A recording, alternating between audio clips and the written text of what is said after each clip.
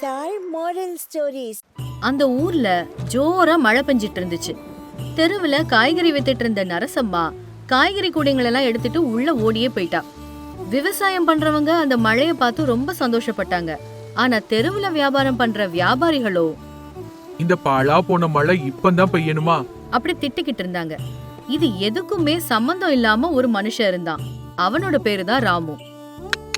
ஹே ஹே, இந்த பக்கம் வாங்க அப்படி கூவிக்கிட்டு இருந்தான். அவன் ஆடுங்களை மேய்ச்சு தன்னோட குடும்பத்தை காப்பாத்திட்டு வந்துட்டு இருந்தான். தினமும் காலையிலேயே ஆடுங்களை ஓட்டிக்கிட்டு மலைப்பாங்கான நிலத்துக்கு போறதும், அம்மா அனுப்பின உணவை ஆலமரத்துக்கு அடியில உட்கார்ந்து சாப்பிடுறதும், மாலையானதும் அந்த ஆடுங்களை வீட்டுக்கு கூட்டிட்டு வர்றதும், இதுதான் அவனோட அன்றாட வேலை.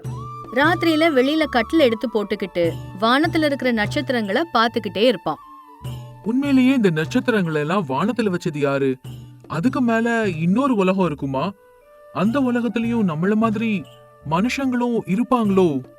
அப்படி யோசிச்சுக்கிட்டே தூங்கிடுவான்.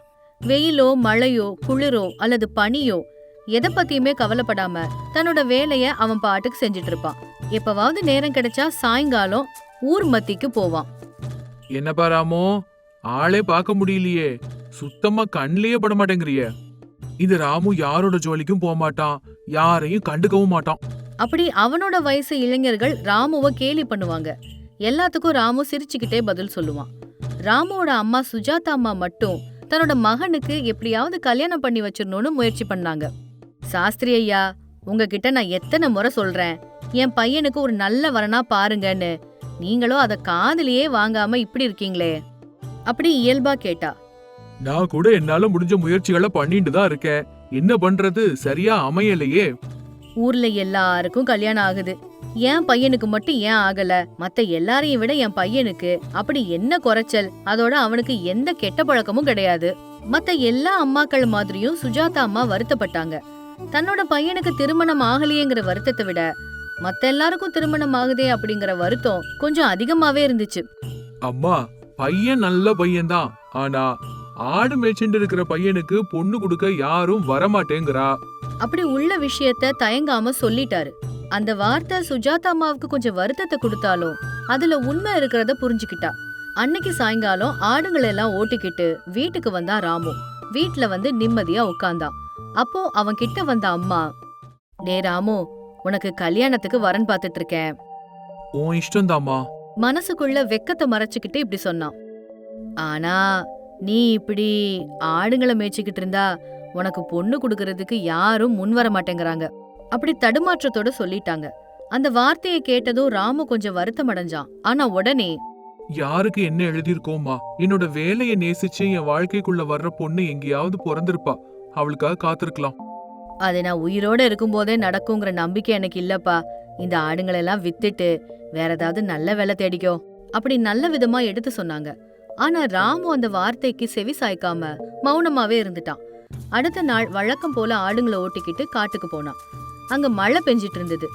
மழை பெய்யும் போது வர அந்த மண் வாசனை, மழையில நனைஞ்ச துளிர்கள், வானத்துல வண்ணம் தீட்டும் வானவில், இது எல்லாத்தையும் பார்த்து ராமு உலகத்தையே மறந்து ரசிச்சுக்கிட்டு இருந்தான். இவ்ளோ அழகான இயற்கையை என்ன போல யாராவது ரசிக்க முடியுமா? பையனுக்கு நல்ல பழக்க வழக்கங்கள் இருக்கான்னு பாக்கணுமே தவிர செய்யற வேலையெல்லாம் எதுக்காக பாக்குறாங்க? ச்சே, என்ன சமூகமோ இது. இப்படி உள்ள சிந்திச்சுக்கிட்டே இருந்தான். ஆடுங்கள் ஒரு மரத்தடியில மேய்ஞ்சிட்டு இருந்துச்சு. ராமு அந்த அழக ரசிச்சிட்டு இருந்தான். அப்போ ஒரு செம்மறி ஆடு இன்னொரு ஆடு கூட ஏகாந்தமா இருந்தத அவன் பார்த்தான்.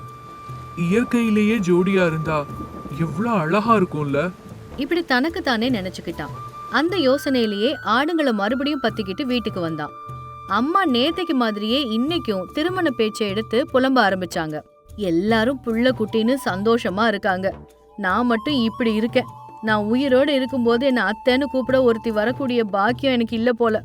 அப்படி பையனை நோகடிச்சுக்கிட்டே தான் இருந்தாங்க. ராமு சில நாட்கள் இந்த புலம்பல பொறுத்துக்கிட்டு இருந்தான். ஆனா சில நாட்கள்லயே பொறுமை இழந்து அவன் அம்மா கிட்ட வந்தான்.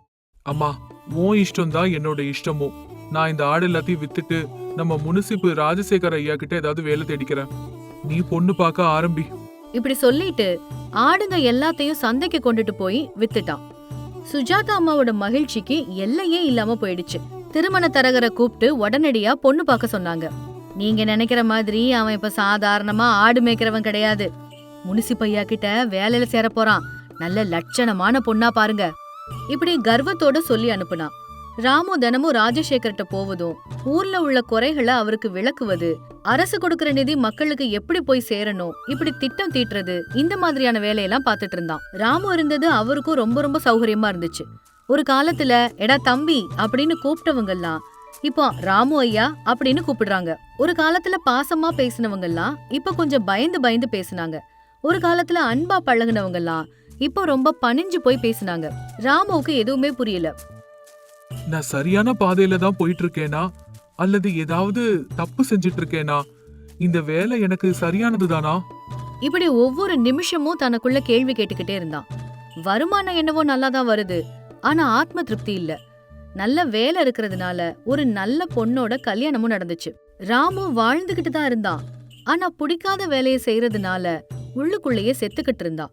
ஒரு நாள் ராமு வழக்கம் போல ராஜசேகர் ஐயாவோட வீட்டுக்கு போனான். ஐயா, கூப்பிட்டு அனுப்பிச்சிங்களாமே?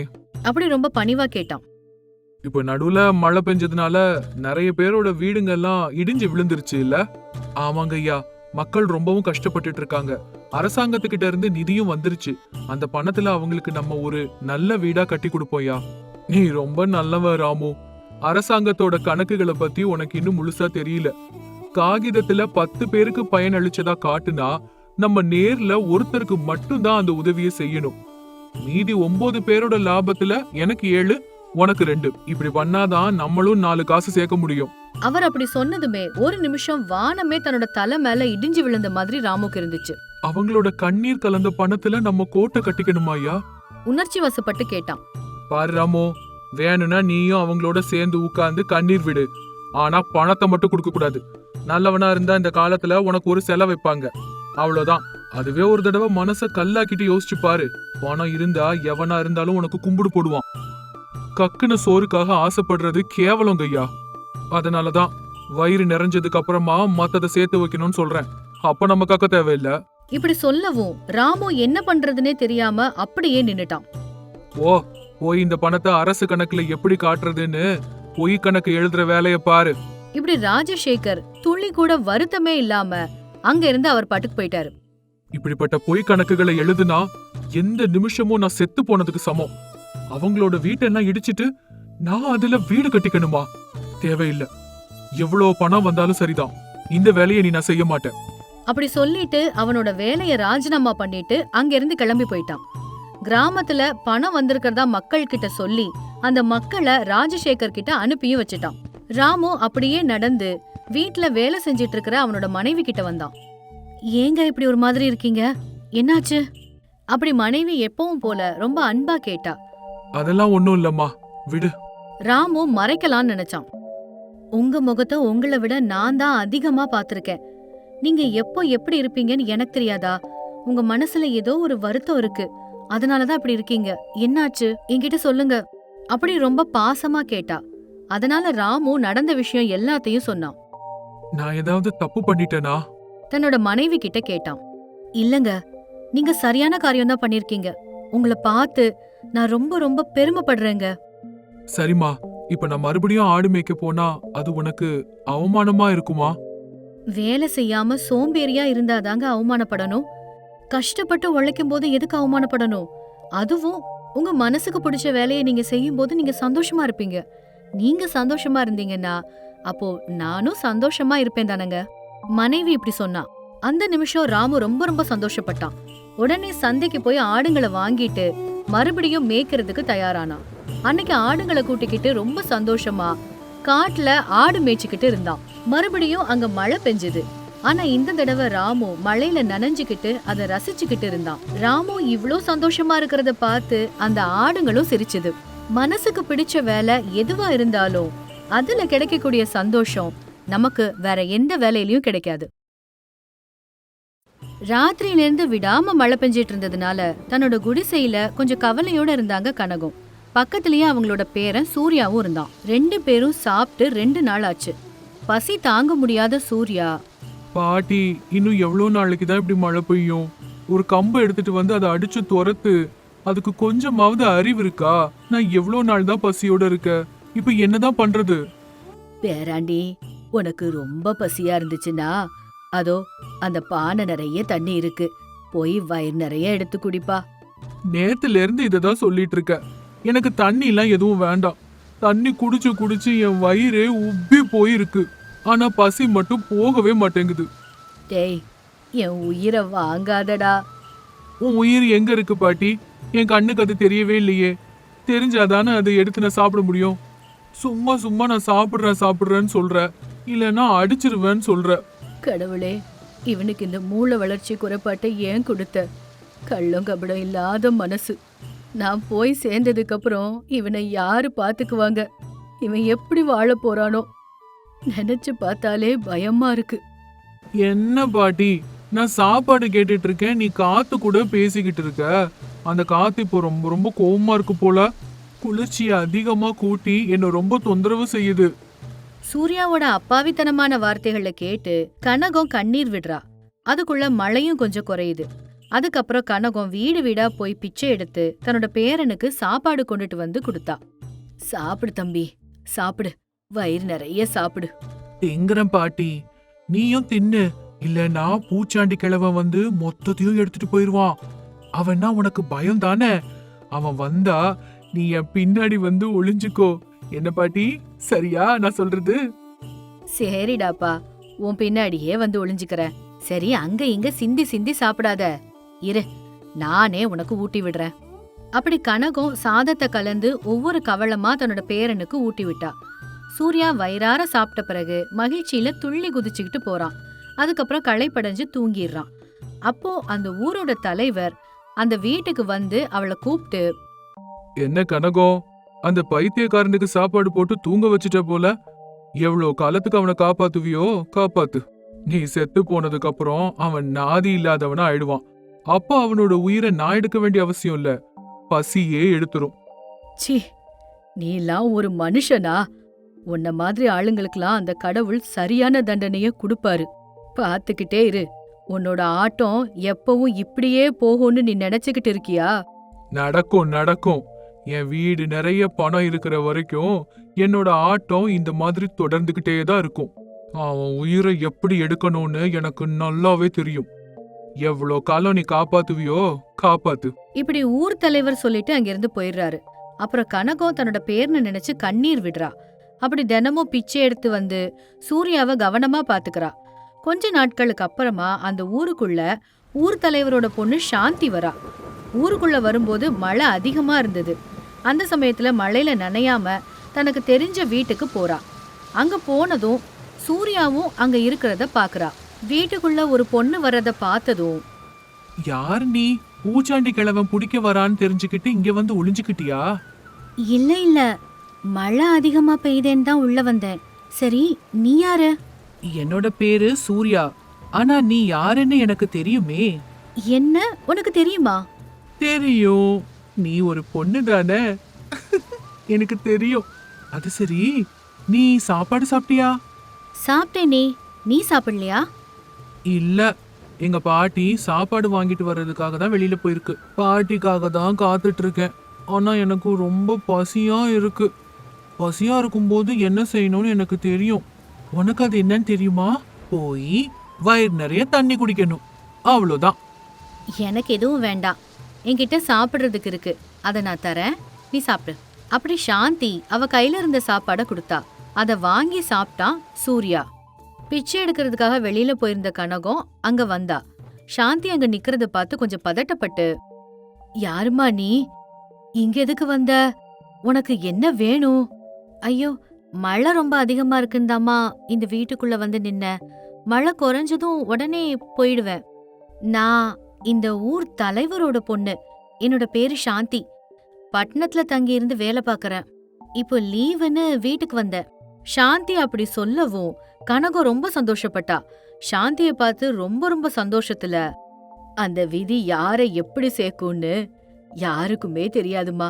இங்க பாரு, இவ்ளோ நேரம் நீ நின்னு பேசிட்டு இருந்தியே, இவன் யாருன்னு உனக்கு தெரியுதா? தெரியாதுங்களே, இப்போதான் பாக்குறேன். நான் இப்பதான் இந்த ஊருக்கே வரேன். சின்ன வயசுல எப்பவோ இந்த ஊர்ல இருந்து வெளியில போயிட்டேன். இப்பதான் கொஞ்ச நாளா அப்பப்போ அடிக்கடி இங்க வந்துட்டு இருக்கேன். அது சரி, இவர் யாரு? நீ சின்ன வயசுல உன் கூடவே திரிஞ்ச உன்னோட அத்தான்தாம்மா இந்த சூர்யா. உங்க அப்பா பண்ணின பாவத்தினால இவனோட வாழ்க்கையே இப்படி ஆயிடுச்சு. இப்படி பைத்தியக்காரன் ஆயிட்டான். இப்படி அனாதையா இங்க கஷ்டப்பட்டுட்டு இருக்கான். நானு உங்க வீட்ல வேலை பார்த்துட்டு இருந்த வேலைக்காரிமா. சொத்துக்காக உங்க அப்பா சூர்யாவோட அம்மாவையும் அப்பாவையும் கொலை பண்ணிட்டாரு. அந்த சமயத்துல நான் சூர்யாவை தூக்கிக்கிட்டு அந்த வீட்டை விட்டு ஓடி வந்துட்டேன். என்ன கூட துரத்திட்டு வந்து கொலை பண்ணணும்னு முயற்சி பண்ணாரு. நான் அவரு கையில கால்ல விழுந்து கெஞ்சி இவனை பத்தி யாருக்கிட்டயும் வெளியில சொல்ல மாட்டேன்னு சொன்னதும் அவர் எங்களை உயிரோட விட்டுட்டு போயிட்டாரு. கனகம் இப்படி சொல்லவும் சாந்தி தன்னோட அப்பாவை நினைச்சு ரொம்ப ரொம்ப வருத்தப்படுறா. சூர்யாவை நினைச்சு ரொம்ப கவலைப்பட்டா. அத்தான் அப்போ நல்லா இருந்தாருல, இப்படி பைத்தியமா இப்படி ஆனாரு? உங்க அப்பா அவனை கொல்லணும்னு முயற்சி பண்ணும்போது அவன் தப்பிச்சு ஓடுனாம்மா. அப்ப அவனோட தலையில காயம் ஏற்பட்டுருச்சு. அப்பத்துல இருந்து இப்படி பைத்தியக்காரன் மாதிரி ஆயிட்டாம்மா. ஆனா வைத்தியம் பண்ணுனா இது குணமாயிரும்னு தான் எல்லாரும் சொன்னாங்க. நம்பவே முடியலையே, எங்க அப்பா இவ்ளோ கொடூரமான ஒருத்தரா? சொத்துக்காக இவ்ளோ பெரிய பாவத்தை பண்ணிருக்காரா? அத்தான இந்த நிலைமையில பாக்குறதுக்கு என்னால தாங்கவே முடியல. எங்க அப்பா மேல கொலை வெறியே வருது பாட்டி. சூர்யாக்குன்னு மட்டும் இல்லம்மா, இந்த ஊர்ல இருக்கிற நிறைய மக்களுக்கு உங்க அப்பா துரோகமும் அநியாயமும் பண்றாரு. நிறைய மக்கள் கிட்ட கடன்ற பேர்ல சொத்து எழுதி வாங்கிட்டாரு. ஏகப்பட்ட குடும்பத்தோட கண்ணீருக்கு உங்க அப்பா தாம்மா காரணம். சூர்யாவை இப்பவும் கொலை பண்ணணும்னு தான் துடிக்கிறாரு. அத்தா என்ன பண்ணுச்சு? அதான் சின்ன வயசுலயே இவரோட அப்பாவையும் அம்மாவையும் கொலை பண்ணிட்டாரு எங்க அப்பா. இப்போ அத்தானையும் எதுக்கு கொல்ல பாக்குறாரு? உங்க அப்பா அனுபவிச்சிட்டு இருக்கிற அந்த ஆஸ்தி மொத்தமும் உன் அத்தானோடதுமா, உன் அத்தானோடது. சூர்யாவோட உயிரையும் எடுத்துட்டா அதுக்கப்புறம் அந்த சொத்துக்கு உரிமை கொண்டாடிட்டு யாரும் வரமாட்டாங்கல்ல. அதுக்குதான் சரியான சமயத்துக்காக எதிர்பார்த்துக்கிட்டே இருக்காரு. நான் உயிரை கொடுத்து தினம் தினம் இவனை காப்பாத்திட்டு வந்துட்டு இருக்கேம்மா. நான் செத்து போயிட்டா உங்க அப்பா இவனை கண்டிப்பா உயிரோட விட மாட்டாரு. என்னோட கவலையே அதுதான்மா. கனகம் இப்படி சொல்லவும் சாந்தி கண்ணீர் விட்டு அழுதுட்டு இருந்தா. அத பாத்துட்டு உடனே சாந்தியோட கண்ணீரை தொடச்சு விட்டான் சூர்யா. நீ எதுக்கும் அழாத. அந்த பூச்சாண்டிய புடிச்சு நான் கொன்னுடுறேன். உனக்கு பயமா இருந்தா வந்து எனக்கு பின்னாடி நீ ஒளிஞ்சு நின்னுக்கோ, சரியா? சரியாத்தான். சாந்தி அவங்க அத்தான அன்போட பார்த்தா. அன்னையில இருந்து தினமும் அங்க போய் அவங்கிட்ட பேசுறது, சாப்பாடு ஊட்டுறது மாதிரி விஷயங்களை சாந்தி செய்ய ஆரம்பிச்சா. ஒரு நாள் கனகம், அம்மா சாந்தி, உனக்கு ரொம்ப ரொம்ப நல்ல மனசுமா. உங்க அத்தானுக்கு புத்தி சரியில்லைன்னாலும் பக்கத்திலேயே வச்சு பாத்துக்கிற. உன் மேல எனக்கு முழு நம்பிக்கை வந்துருச்சுமா. நான் செத்தா இவனை நீ பாத்துப்பேன்னு தைரியம் வந்துருச்சு. எப்படியாவது இவனை நீ காப்பாத்தணுமா. உன்னை நம்பிதாம்மா நான் இருக்கேன். காப்பாத்துவல்ல? கண்டிப்பா காப்பாத்துவேன். ஆனா காப்பாத்த போறது நான் இல்ல, அத்தான் தான். என்னம்மா நீ சொல்லிக்கிட்டு இருக்க? அவன் எப்படி காப்பாத்துவான்? அவனுக்கு என்னம்மா தெரியும்? அத்தானுக்கு வைத்தியம் பண்ணலான்னு பாக்குறேன். அது என்னன்னு உனக்கே தெரிய வரும். அது வரைக்கும் உனக்கும் எனக்கும் எந்த சம்பந்தமும் இல்லங்கிற மாதிரியே நடந்துக்கோ. அப்படி சொல்லிட்டு வீட்டுக்கு போயிட்டா சாந்தி. இங்க சாந்தி வரணுங்கிறதுக்காக எதிர்பார்த்துட்டு இருந்தாரு ஊர் தலைவர். என்னம்மா இவ்ளோ நேரம் ஆயிடுச்சு? அதெல்லாம் இருக்கட்டும் அப்பா, இவ்ளோ சொத்து வச்சிருந்தோம் எனக்காக நீங்க எதுவுமே பண்றதில்ல. எனக்கு அது எவ்ளோ கஷ்டமா இருக்கு தெரியுமா? அட, என் தங்க மகளுக்கு நான் எதுவுமே செய்யலையா? சொல்லுமா, உனக்கு என்ன செய்யணும்னு சொல்லு. அப்பா செய்றேன். உனக்கு என்ன வேணுமோ சொல்லு. அப்படின்னா இந்த சொத்து மொத்தத்தையும் என் பேர்ல எழுதி வைங்க. நீங்க இஷ்டப்படி கண்ணா பின்னான்னு செலவு பண்றதெல்லாம் பாத்துட்டு இருக்க முடியாது. ஊர் தலைவரானதுக்கு அப்புறம் மக்களுக்காக நீங்க நிறைய செலவு பண்றீங்கன்னு எல்லாருமே பேசிக்கிறாங்கப்பா. அதெல்லாம் எனக்கு சுத்தமா பிடிக்கவே இல்ல. முதல்ல இந்த சொத்து எல்லாத்தையும் என் பேர்ல எழுதி வைங்க. ரொம்ப நல்ல யோசனைதாம்மா. ஆனா அப்படி செய்ய முடியாது. ஏன்னா அந்த ஆஸ்தி உன் மாமா பையன் சூர்யா பேர்ல தான் இருக்கு. அவன் பைத்தியக்காரன்ல, அதனால சொத்தை எல்லாத்தையும் நான் காப்பாத்திட்டு இருக்கேன். அவங்க அம்மாவும் அப்பாவும் சாகும்போது ஆஸ்தியையும் அவனையும் பாத்துக்க சொல்லி என்கிட்ட தான் சொன்னாங்க. அதனால உன் பேர்ல எழுத முடியாதுமா. என்னப்பா இது? அந்த சூர்யாவை கொன்னு போட்டுட்டு சொத்தெல்லாம் நம்ம பேர்ல எப்பவோ எழுதியிருக்கணும். என்னப்பா நீங்க இவ்ளோ அப்பாவியா இருக்கீங்க? அம்மாடி, புலிக்கு பிறந்தது பூனையாகாதுன்னு நிரூபிச்சிட்ட. என்ன மாதிரியே நீயும் யோசிக்கிறத நினைச்சு உண்மையிலேயே எனக்கு ரொம்ப ரொம்ப சந்தோஷமா இருக்கு. அந்த பைத்தியக்கார பையில கொன்னுடலான்னு தான் பாக்குறேன். அந்த கிழவி குறுக்க வந்து விழுறா. அப்படின்னா நான் ஒரு வேலை பண்றேன்ப்பா. அந்த பைத்தியத்துக்கு வைத்தியம் பாக்குறேன்னு சொல்லி பட்டணத்துக்கு கூட்டிட்டு போறேன். ஆபரேஷன்ங்கிற பேர்ல அவனை போட்டு தள்ளிடலாம். அதுக்கப்புறம் ஆஸ்தி நமக்கு, அஸ்திய அந்த கிழவிக்கு கொடுத்துடலாம். எப்படி இருக்குப்பா என்னோட ஐடியா? அடாடாடாடாடாடாடா, அற்புதமான ஐடியாமா. நீ சொன்ன மாதிரியே செஞ்சிடலாம். இப்படி சாந்தி அவங்க அப்பா கிட்ட சொன்னதுக்கு அப்புறம் 2 பேரும் சேர்ந்து கனகத்தை போய் பார்த்தாங்க. வைத்தியங்கிற பேர்ல சூர்யாவை பட்டணத்துக்கு கூட்டிட்டு போனா சாந்தி.